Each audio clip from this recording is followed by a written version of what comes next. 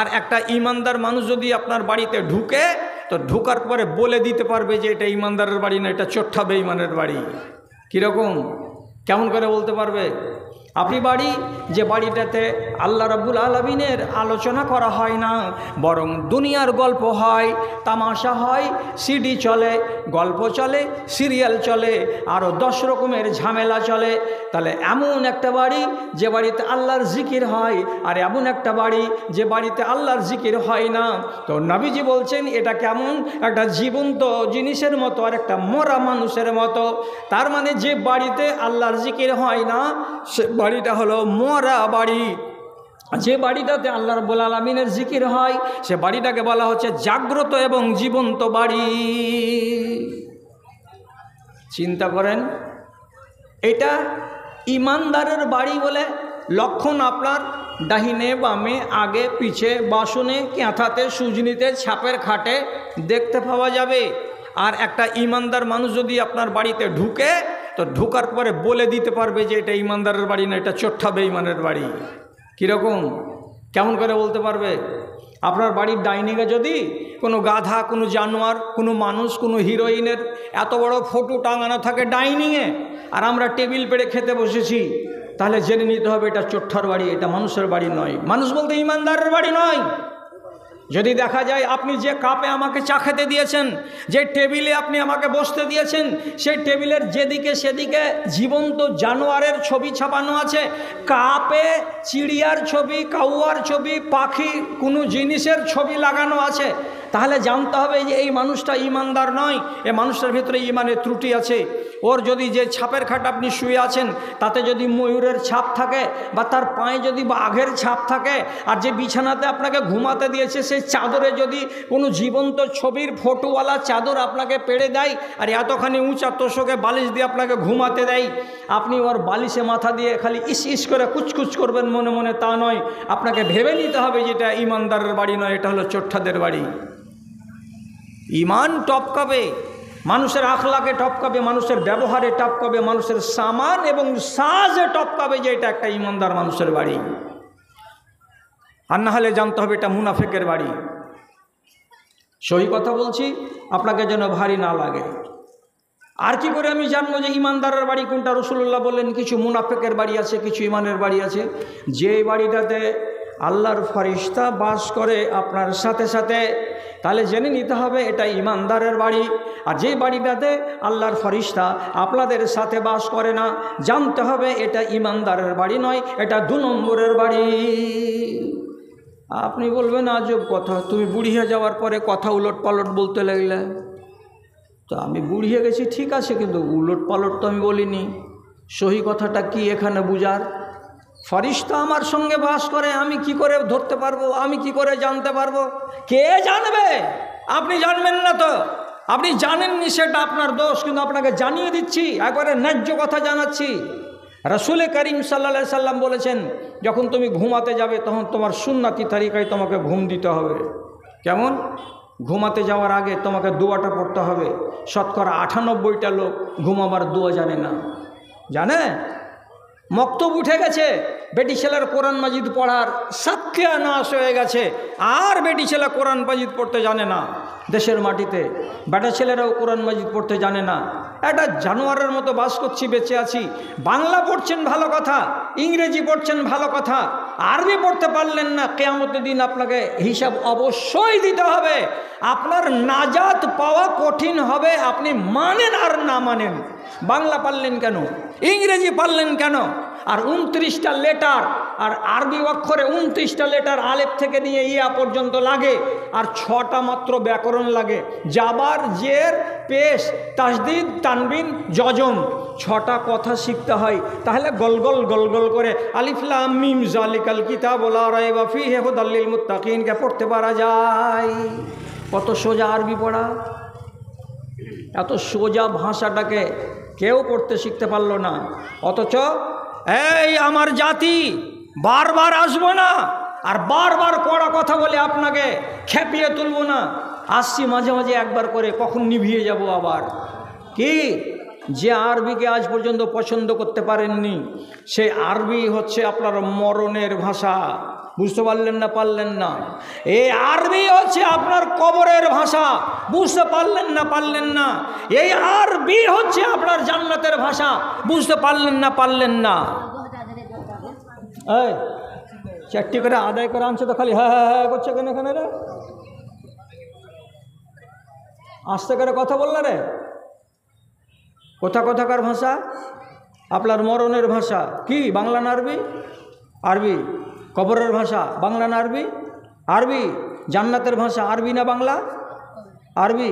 তাহলে আরবিকে নিয়ে ছিনিমিনি কেন করছেন?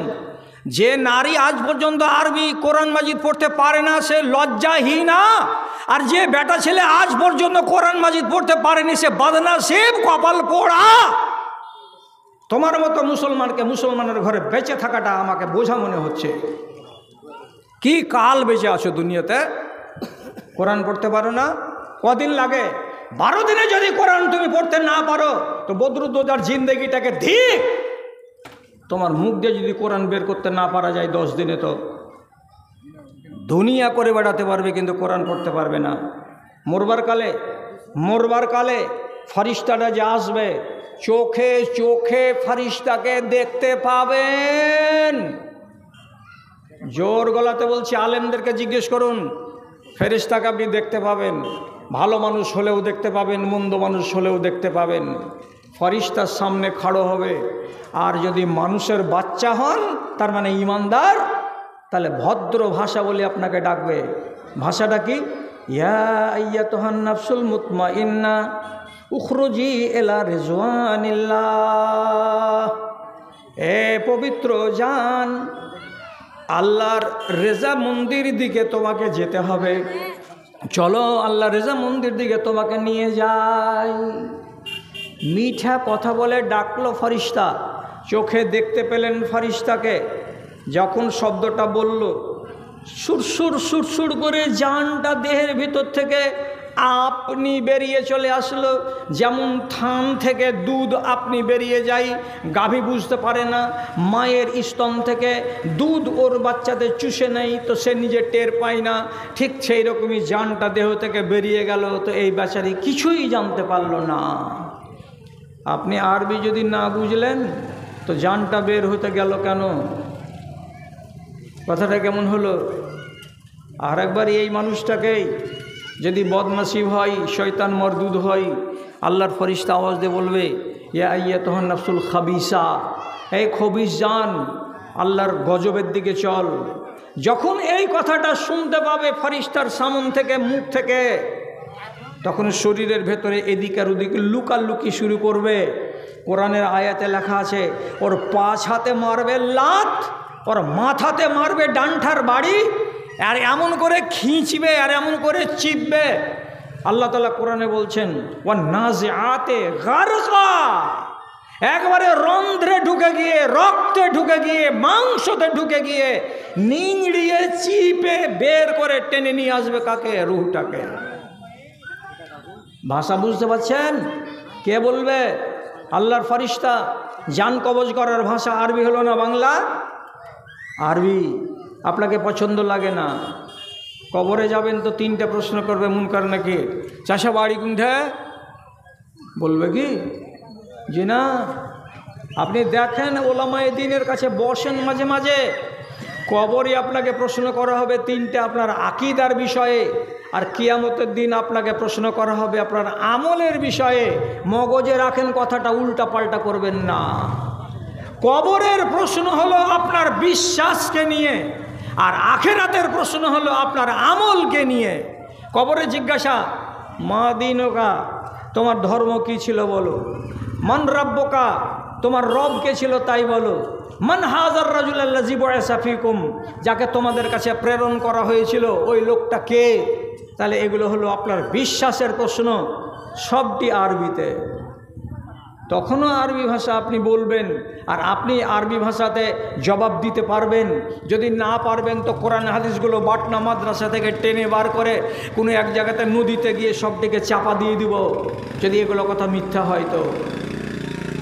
আপনি বলবেন না কি রাব্বি আল্লাহ, আমার রব আল্লাহ, যদি এই বদতমিজ ইনসান হয় তো কি বলবে? হা হা লাদরি, হাই হাই আমি জানি না। এটা বাংলা না আরবি? আপনি তো বলছেন যে আমি জানি না, আরবি ভাষাতে বলছেন লা আদরি, আমি জানি না, আমি জানি না। দাদারে, যখন গোড়াতে চলো, রাতের বেলায় ঘুমাতে যাবে, তো ঘুমাতে যাওয়ার আগে দুয়াটা পড়ে নিবে ঘুমাবার। তারপরে যদি পারো তো আরও ভালো, ডান হাতখানাকে ডান গালের উপরে রেখে বালিশে এমনি করে রাখো। আর রাখার পরে ছোট্ট করে একটা দোয়া বলো, আল্লাহুম্মা কিনি আযাবাকা ইয়াউমা তাবআসু ইবাদাকা। এ রব্বে করিম, তুমি আমাকে তোমার আযাব থেকে বাঁচিয়ে নিও যেদিন তুমি সারা জাহানের মানুষগুলোকে হাসরের ময়দানে একত্রিত করবে। এই দুয়াটা বলে যদি তুমি ঘুমাও, তো তাহলে কিয়ামতের দিন হাসরের মাঠে তোমার পা টলমল করবে না, স্থির দাঁড়িয়ে থাকতে সহায়তা করবে এই দুয়াটা। এবার যদি কেউ না পড়ে, তো না পড়লে তো ফজিলত থেকে বঞ্চিত হলো, গুনাহগার হলো না। তারপরে বলছি, আপনার কি বলেছিলাম, ইমানদার বাড়ির পরিচয় কি? যে বাড়িতে ফেরেশতা বাস করে আপনার সাথে সাথে। কেমন করে ফেরেশতা আমার সাথে বাস করবে? বাবারাই আমার, ঘুমাবার আগে আপনি অবশ্যই আয়াতুল কুরসিকে পড়ে নেন। আয়াতুল কুরসি আল্লাহু লা ইলাহা ইল্লা হুয়াল হাইয়ুল কাইয়ুম থেকে শুরু করে ওয়া হুয়াল আলিয়ুল আযীম পর্যন্ত এই আয়াতুল কুরসিকে পড়ে নিয়ে যদি ঘুমিয়ে যান, নবীজি বলছেন, ইজা আওয়াইতা ইলা ফিরাশিকা ফাকরা আয়াতুল কুরসি। যখন তুমি বিছানায় ঘুমাতে যাবে, তখন তুমি আয়াতুল কুরসিকে পড়ে নাও, নিয়ে চোখটাকে বন্ধ করে নাও। লাভ কি হবে? আল্লাহ রাব্বুল আলামিন তোমার বাড়িতে, তোমার গলিতে একটা ফেরেশতা নাজিল করবেন। সেই ফেরেশতাটা যখন থেকে তুমি ঘুমিয়েছো তখন থেকে নিয়ে ফজর পর্যন্ত তোমার গাড়ি যোগাবে, তোমার বাড়ি যোগাবে, তোমার ঘর গৃহস্থালি যোগাবে, এবং তোমার বাড়ির কোনো যেন ক্ষতি না হয়ে যায় তার জন্য তদারকি করবে, নিগরানি করবে। যখন সকাল হয়ে যাবে, আল্লাহর ফেরেশতা সেখান থেকে আবার আসমানের দিকে চলে যাবে, তার দায়িত্বটা শেষ হয়ে যাবে। যদি আপনি আর আপনার আহলিয়া এই রুটিনটাকে কাজে লাগাতে পারে, তাহলে আমার বাড়িতে প্রতিদিনই আল্লাহর ফেরেশতা একজন পহরাদার আছে। এটা বিশ্বাসে এলো না এলো না, চাঁদমুনির লোক নিজে নিজে জবাব করুন আর নিজে নিজে বুঝতে চেষ্টা করুন। যে বাড়িতে ফেরেশতা আছে সে বাড়িটাতে ইমানদারের বাড়ি বলে স্বীকৃতি দেওয়া যাবে। পারেন তো আমল করেন, না পারেন তো আপনার আমার করার কিছু নেই। আবার বলছি, কথাটা খেয়াল করুন, পারেন তো আমল করেন, না পারেন তো জোরাজুরি আমি করছি না কাউরি ওপরে। ঘুমাবার আগে, ঘুমাতে যাওয়ার আগে ওযু বানিয়ে নেন। যদি এশারের নামাজ পড়ার জন্য ওযু বানিয়েছিলেন, সে ওযুটা যদি টিকে থাকে তো সেই ওযুর উপরেই আপনি ঘুমিয়ে যান। যখন আপনার নিদ চলে আসবে তখন ওযুটা নষ্ট হয়ে যাবে, কিন্তু যতক্ষণ পর্যন্ত ওযু নষ্ট হয়নি ততক্ষণ পর্যন্ত আপনি তাকে বাঁচিয়ে রেখেছেন, তাকে ঠিকঠাক করে রেখেছেন। আর ওযুর হালাতে আপনি ঘুমালেন। যদি একটা মানুষ ওযুর হালাতে ঘুমিয়ে যায়, তো নবীজি বলছেন, মান বাতা তাহিরান বাতা মাহু মালেকান। একটা মানুষ যদি রাতের বেলায় বিছানায় ঘুমাতে যায়, তো তাহলে ওযু করে যারা বিছানায় ঘুমাতে যায় তাদের সাথে সাথে রব্বুল আলামিনের পক্ষ থেকে একটা ফেরেশতা আছে, সেও জেগে জেগে থাকে। আপনি শুয়ে আছেন বিছানায় আর ওযু করে শুয়েছেন, তার জন্য আপনার বিছানার পাশে ওই একজন ফেরেশতা আল্লাহ তাআলা পাঠিয়েছেন, ও আপনার জেগে বসে আছে। তুমি কেন জেগে আছো বাবা? আমি আল্লাহর বান্দা ঘুমিয়ে গেলাম, আমার বিছানায় আরাম করছি, তো তুমি কেন এখানে জেগে জেগে বসে আছো? তো ওর জবাব কি দেওয়া হয়েছে হাদিসের ভেতরে? কুল্লামা ইয়াস্তাইকিজুল আবদ, যখন যখন এই ওযু করে ঘুমিয়ে যাওয়া মানুষটা একবার করে জেগে যায় রাতের বেলায়। তো যখনই ঘুমন্ত মানুষটা জাগবে, আল্লাহর ফেরেশতা সাথে সাথে এই লোকটার জন্য ইয়াস্তাগফিরু লাহু ইনদা রাব্বিহি, আল্লাহ রাব্বুল আলামিনের সামনে দোয়া করে বলবে, পরওয়ারদিগার, তোমার এই বান্দাটা রাতের বেলায় ঘুমিয়েছিল, তো অজুর হালাতে ঘুমিয়েছিল, পাক হয়ে ঘুমিয়েছিল, তার জন্য আমি তার নিগেবানি করার জন্য এখানে এসেছি। এবার বান্দাটা তোমার জেগেছে, তুমি তোমার বান্দার গুনাহ খাতাকে মাফ করে দাও। সারা রাত আপনি যদি 6 বার জাগেন তো ফরিশতা আপনার জন্য 6 বার দোয়া করবে। আপনি যদি 4 বার জাগেন তো আল্লাহর ফরিশতা 4 বার দোয়া করবে। তো আপনি ফরিশতাকে কাজে লাগাতে পারলেন কিসের দৌলতে, কিসের দ্বারাতে? শুধু একটা অতিরিক্ত অজু করে ঘুমাবার দ্বারাতে। তাহলে আপনার সাথে সাথে বাড়িটাতে কে জেগে আছে? আল্লাহর ফরিশতা জেগে আছে। এটা হলো ইমানের বাড়ি। এই জন্য গোড়াতে বলছিলাম যে হাদিসটি দিয়ে যে ইমানদারের বাড়ি আলাদা, সব জায়গায় ইমান থাকে না। ইমানকে টিকিয়ে রাখুন আমার ভাইয়েরা, আমার বাপেরা, আমার দাদারা। এটা বিশাল বড় আল্লাহ রাব্বুল আলামিনের দেয়া নিয়ামত। এই নিয়ামতকে আপনি অবহেলা করে নিজের আখিরাতকে বরবাদ করবেন না। ভালো করে মনে রাখুন, আপনি ইমানের উপরে আছেন না আপনার ইমান টলমল হয়ে গেছে? আপনার ইমান পাকাপোক্তা হয়ে আছে না আপনার ইমান দুর্বল হয়ে গেছে? এই ব্যাপারে আপনাকে যখন তখন মাঝে সাঝে সংশয় প্রকাশ করতে হবে। মাঝে মাঝে আপনার মনের ভেতরে চিন্তা তৈরি করতে হবে। কি প্রশ্নটা করলাম? আমার ইমান ঠিকঠাক আছে না আমার ইমান ঠিক নাই? আমার ইমান মজবুত হয়ে আছে না আমার ইমান মজবুত হয়ে নাই? এই ব্যাপারে আপনাকে সংশয় প্রকাশ করতে হবে। আর দিয়ে আপনাকে প্রস্তুতি নিতে হবে। কি বলে? মনে হচ্ছে আমার ইমান কমজোর হয়ে গেছে। তো ইমান কমজোর হয়ে গেছে এমন যদি সন্দেহ লাগে, তাহলে ইমানটা কেমন করে মজবুত হবে তার ব্যাপারে আপনাকে পদক্ষেপ করতে হবে। তার মানে আমল বাড়িয়ে নিতে হবে। এক সাহাবী বলছেন আদরাকতু সালাসিনা মিন আসহাবিন নবী সাল্লাল্লাহু আলাইহি ওয়াসাল্লাম কানু ইয়াখাফুনা আলান নিফাক। আমি 30 জন সাহাবীকে চোখে দেখেছি, যেই সাহাবীরা রাসূলুল্লাহকে চোখে চোখে দেখেছেন এবং রাসূলের সাথে উঠেছেন আর বসেছেন। এত বড় দিনদার, এত বড় পরেশগার হওয়া সত্ত্বেও তারা মাঝে মাঝে ভয় করতেন। তাদের মনের ভেতরে ভয় জেগে উঠত। কি বলে? হয়তো আল্লাহ রে, গতকালকে আমার দ্বারাই এমন একটা আমল হয়ে গেছে যেটার কারণে আমার নামটা হয়তো মুনাফিকের খাতায় চলে গেছে। হায় রে আল্লাহ, আজকে হয়তো সারাদিনের ভেতরে এমন একটা আমার আমল হয়ে গেল যে আমলটা মুনাফিকের দ্বারাই হয়। তো আমার দ্বারাই যদি এমন আমল হয়ে যায় তাহলে আমার নামটা কি নাউজুবিল্লাহ মুনাফিকের খাতায় চলে গেল নাকি? এই বলে সাহাবায়ে কেরামরা সব সময় নিজের ঈমান নিয়ে সংশয় প্রকাশ করতেন। ওরা রসুলের কাছে থাকা লোক, নিজের ঈমানের গ্যারেন্টি দিতে পারছেন না যে আমি ঠিক হালাতে আছি, না আমার ঈমান নষ্ট হয়ে গেল, না আমার ঈমান দুর্বল হয়ে গেল। আবার তারা মাঝে মাঝে বলতেন কি, আমি আমার ঈমানটাকে কোনো দিন জিবরিলের ঈমানের চাইতে ভালো মনে করি না। আমি রাসূলুল্লাহর সামনে আছি, উঠছি এবং বসছি, তাই বলে আমার ঈমানটাকে মিকাইলের ঈমানের চাইতে উত্তম ঈমান মনে করি না। বরং আমি মনে মনে ভাবি আমার ঈমানটা হলো ক্ষুদ্র, আর এই জিবরিলের ঈমান হলো আমার ঈমানের চাইতে বড়। আমার ঈমানটা হলো দুর্বল, আর মিকাইলের ঈমান আমার ঈমানের চাইতে অনেক গুণে বড়। এই মনে মনে তারা সংশয় প্রকাশ করতেন। আপনার মনে কেমন জাগে? আমার ঈমান ঠিক আছে না নাই? ইমাম ইবনে বাজ রাহিমাহুল্লাহকে জিজ্ঞেস করা হলো যে মাওলানা, আমি কি করে বুঝতে পারবো যে আমার ঈমানটা সবল না আমার ঈমানটা দুর্বল? ভালো করে বুঝেন কথাটা। আমার ঈমানটা সবল না আমার ঈমানটা দুর্বল, আমি কি দিয়ে বুঝবো? এর জবাব কি হবে? তা আল্লামা রাহিমাহুল্লাহ জবাব দিয়ে বলছেন, কি বলে? যেটাকে তুমি কানে শুনেছ জীবনে একবার, এ কাজটা হারাম।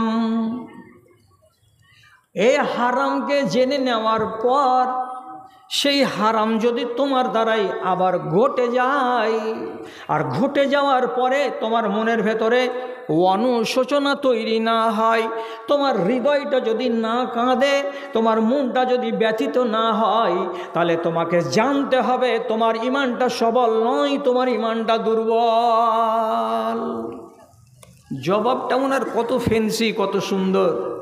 আপনি একটা কথা জানেন যে এটা হারাম বা করা চলবে না, আর তারপরেও আপনি করেছেন, তো করার পরে ডাহা একদম মন মেজাজ সুস্থ নিয়ে চৌকে চৌকে ঘুরে বেড়াচ্ছেন, মোড়ে মোড়ে ঘুরে বেড়াচ্ছেন, চা খাচ্ছেন, আরাম করছেন, আপনার ভেতরে কোনো চিন্তাই নাই যে আমি পরশুদিন এই কাজটা কেন করলাম। তাহলে এই মানুষটা কি বলবে নিজেকে, কি করতে হবে এর? তো বলছে এটাকে জেনে নিতে হবে যে তোমার ঈমান শক্তিশালী নয়। এখন এত বড় আল্লামা, এত বড় একজন দ্বীনের বিদ্বান মানুষ, তিনি যে কথাটা বলেছেন তাজরুবার ভিত্তিতে 100% সত্য কথা, আর এই কথাটাকে যদি আপনার মানতে ইচ্ছা করে, তাহলে আপনি নিজে বলেন, আমাদের ভিতরে যতগুলো লোক আছে আজও নেশাখোর, সে নেশাখোর লোকের ঈমান শক্তিশালী আছে না দুর্বল আছে? আপনি বলুন। আমাদের ভেতরে এতগুলো লোক আমরা আছি যারা আমরা বুঝি যে সুদ খাওয়া হারাম, তারপরেও যদি সুদের সঙ্গে আমি জড়িয়ে থাকি, তাহলে আপনার ঈমান দুর্বল না সবল, এটা সার্টিফিকেট কোনো আলেমের কাছে নিতে যেতে হবে, কাউরি কাছে নিতে যেতে হবে না। আপনি নিজে সার্টিফিকেট তৈরি করুন, যেটা জানি আর জানার পরে তাকে আজ পর্যন্ত ছাড়তে পারলাম না, তার মানে আমার ঈমান শক্তিশালী নয়। আর দুর্বল ঈমান নিয়ে মরবেন তো আপনি প্রথম চান্সে আল্লাহর জান্নাত পাবেন কি পাবেন না আমি জানি না। দাদারা, কত কথা শুনবেন জীবনে। সাহাবায়ে কেরাম নিজের ঈমানগুলোকে অনেক সময় হিলিয়ে হিলিয়ে দেখতেন, ঝুঁকিয়ে ঝুঁকিয়ে দেখতেন যে ঈমানটা আমার ভালো আছে না নাই, আমার ঈমানটা শক্তিশালী আছে না নাই। আমি আর আপনি তো দেখি না। একটা কথা বলি আপনাকে, হযরত উমর রাদিয়াল্লাহু তাআলা আনহু একদিন একটা লোকের জানাজা পড়বেন বলে খলিফাতুল মুসলিমিন উনি জুব্বা গায়ে দিয়ে ওযু করে লাঠিটাকে হাতে করে তৈরি হয়েছেন যে এবার হাঁটা দিব। কোথায়? পূর্ব পাড়াতে একটা লোক মারা গেছে, তার জানাজায়, ওখানে আমাকে হাজির হতে হবে, আমি জানাজার নামাজ পড়াবো বলে মনস্থ করে নিয়েছেন। এমন সময় হযরতে হুযায়ফা রাদিয়াল্লাহু তাআলা আনহু বলছেন, ফাজাযাবতুহু জাযবা, আমি হযরত উমরের জুব্বাটাকে টেনে ধরে নিলাম, আর নেয়ার পরে বলছি, যাবেন না, আপনি যেই লোকটার জানাজাতে যাওয়ার জন্য চেষ্টা করেছেন, সেই লোকটার জানাজাতে আপনাকে যেতে বারণ করছি, আপনি যায়েন না। হঠাৎ এমন কথা কেন? জানাজাতে বেরিয়ে যাওয়া মানুষ, আমি যাব, আর তোমরা আমাকে রুখছো যে না, ওই মানুষটার জানাজা পড়াতে যেতে হবে না বা জানাজা পড়তে যাবেন না, আপনি কেন আমাকে এইভাবে নিষেধ করা হচ্ছে একটা লোকের জানাজা পড়তে গিয়ে? তখন হযরতে হুযায়ফা রাদিয়াল্লাহু তাআলা আনহু, ভালো আছে, এত দূরে আপনার নাকি? আচ্ছা আচ্ছা, তো টাইম নিয়ে পালাবেন না? আচ্ছা হ্যাঁ, তো বলছে কেন যাবেন না আপনি জানাজা পড়াতে? তো একটা সংক্ষেপে উত্তর দিয়ে বললেন, ফাইন্নাহু মিনহুম, এই লোকটা যে মারা গেছে তার জানাজায় আপনি যাবেন না। কেন? যেই লোকটার জানাজাতে বেরিয়েছেন সেই লোকটা হলো অমুক দলের লোক। অমুক দলের লোক মানে? এইবার হযরতে হুযায়ফা তিনি জানতেন যে মদিনাতে কিছু লোক আছে যারা মুনাফেক, এবং এই মুনাফেক কটা, কে কে, তার তালিকা কার কাছে ছিল? একমাত্র সাহাবী হযরতে হুযায়ফা রাদিয়াল্লাহু তাআলা আনহুর কাছে ছিল। তিনি ছাড়া কেউ জানতেন না, কাউকে নবীজি বলেননি, এবং নবী বলে দিয়েছিলেন এই নামগুলো জীবনে কাউরির সামনে তুমি প্রকাশ করবে না। তাহলে আজকে হযরত উমর চলে যাচ্ছেন কার জানাজায়? একজন মুনাফিকের জানাজায়। তার জন্য আমি তোমাকে আটকে দিলাম যে না, একজন মুনাফিকের জানাজা আপনার মতো লোক পড়াতে পারবে না। আপনাকে কি জন্য এই ওয়াকিয়াটা বা এই হাদিসটাকে তুললাম আপনার সামনে? হযরত উমর চমকে গেলেন, আর যাওয়ার পরে সাথে সাথে মাথাতে ধাক্কা লাগলো, মনে ধাক্কা লাগলো, কি বলে? সুবহানাল্লাহ, মুনাফিকের জানাজা আমি যাচ্ছিলাম বলে তুমি আমাকে বাঁচিয়ে দিলে। আর তুমি জানো যে মুনাফেকের তালিকাতে কার কার কার কার নাম আছে। ওখান থেকে সরে গিয়ে আড়ালে ডেকে নিয়ে গিয়ে হযরত হুযায়ফাকে ডেকে বলছেন, হযরত ওমর রাদিয়াল্লাহু তাআলা আনহু, ভাই তোমাকে অনুরোধ করে বলছি, তোমার ঘাড় নেড়ে বলছি, তোমার মাথা নেড়ে বলছি, আল্লাহর ওয়াস্তে আমাকে একটা কথা বলো তো ভাই, মুনাফিকদের যে লিস্টটা আছে, যে তালিকাটা আছে, ওর ভিতরে কি উমরের নাম আছে? একটু দেখো তো। আচ্ছা, হযরত উমরের মতো লোক, জিনাকে রাসূলুল্লাহ 10 জন সাহাবীর নাম বলেছেন যে তোমরা জান্নাতি, তার ভেতরে 2 নম্বর নামটা কার? তো হযরতে উমর ফারুকের। এত বড় সার্টিফিকেট পাওয়া লোকটা, তিনি আবার জিজ্ঞেস করছেন পার্সোনাল আড়ালে নিয়ে গিয়ে যে একটু দয়া করে বলো তো যে আমার নাম কি ওই মুনাফিকিনদের খাতাতে আছে? তাহলে তিনার মতো জালিলুল কদর সাহাবী নিজের ঈমান নিয়ে কতটা সংশয়ের মধ্যে ছিলেন এবং কতটা তিনি সবসময় নিজেকে আতঙ্কের মধ্যে রেখেছিলেন, আল্লাহ আমার ঈমান ঠিক আছে না নাই, আল্লাহ আমার ঈমান সবসময় সর্বদা মজবুত হয়ে আছে না নাই বলে পার্সোনাল যখন তাকে ধরলেন, তখন তিনি বললেন, আল্লাহর কসম আপনার নাম মুনাফিকিনদের খাতায় নেই, বলে দিলাম কানে কানে, কিন্তু এরপরে আমি জীবনে অন্য কোনো মানুষ যদি এসে মাথা ঠুকে দেয়, আমি তার নাম বলবো না যে তোমার নাম মুনাফিকের খাতায় আছে না নাই। ভাই কেন টানলাম, কেন আনলাম এ প্রসঙ্গটা? এই জন্যই আনলাম, এই জন্যই বললাম আপনাকে যে আল্লাহর ওয়াস্তে এই 5 ওয়াক্তের নামাজ পড়ে দিয়েছেন বলে খুব ভ্রমে বসে থাকবেন না যে আমার ঈমান আলহামদুলিল্লাহ খুব সলিড আছে, আমার ঈমান আলহামদুলিল্লাহ খুব মজবুত আছে। ঈমানকে মাঝে মাঝে তাপাবেন, ঈমানকে মাঝে মাঝে আঁচাবেন, ঈমানকে মাঝে মাঝে হিলিয়ে হিলিয়ে দেখবেন ঈমানটা আমার ঠিক আছে না আমার ঈমান ঠিক নেই।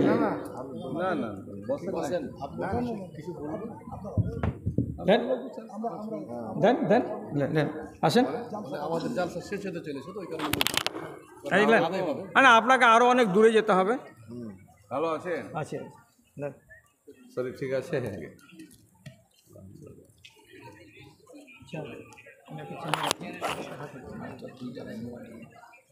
একটু পরে বলছি।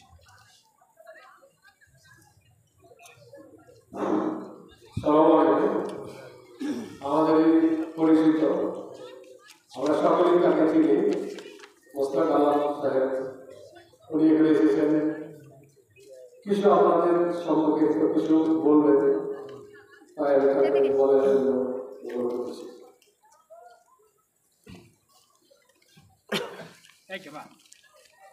আসসালামু আলাইকুম ওয়া রাহমাতুল্লাহি ওয়া বারাকাতুহু।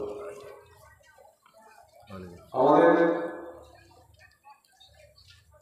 উপস্থিত